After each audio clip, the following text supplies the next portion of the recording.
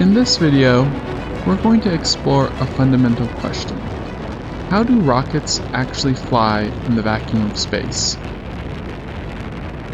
To understand this, we need to think about one of the most powerful laws in physics, the conservation of momentum.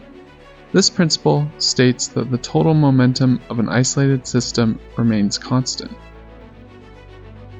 Momentum, which we represent with the letter P, is simply the product of an object's mass and its velocity. The key here is that if a system starts with a certain amount of momentum, that amount must stay the same.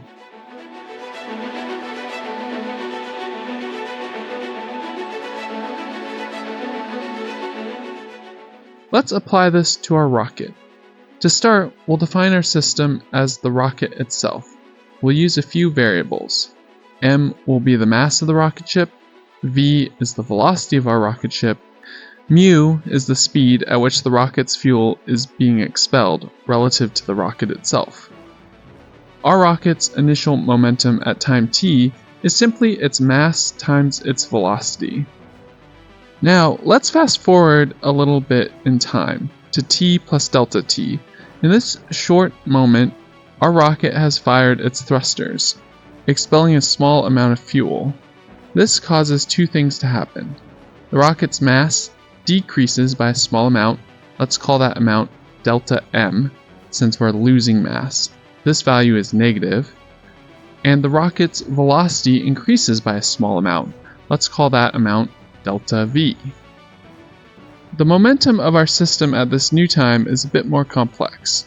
It's the sum of the momentum of our rocket and the momentum of the fuel it just ejected. The first term is the momentum of our new, slightly lighter rocket. The second term is the momentum of the expelled fuel. According to our conservation of momentum, the momentum we had at the beginning must equal the momentum we have at the end. We can set our two equations equal to each other and simplify it by canceling out some terms. After some algebraic simplification, we're left with this key equation.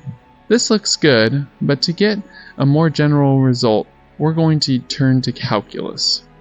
We'll divide the entire equation by delta t and take the limit as delta t approaches 0. This lets us look at the instantaneous rate of change for both velocity and mass.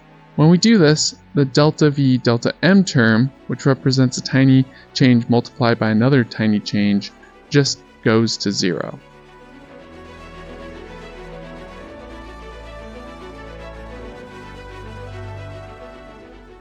This leaves us with a beautiful differential equation that relates the change in our rocket's velocity to the change in its mass. By integrating this equation, we arrive at the final famous result, the classic rocket ship equation.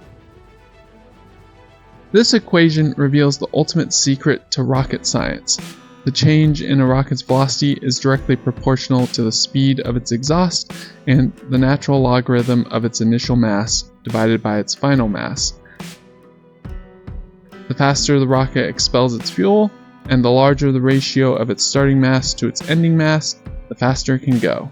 This is why rockets are mostly fuel at launch. This simple but powerful principle explains how we can overcome gravity and explore the cosmos. It's the reason why rocket science isn't about pushing against anything, but rather about throwing something away.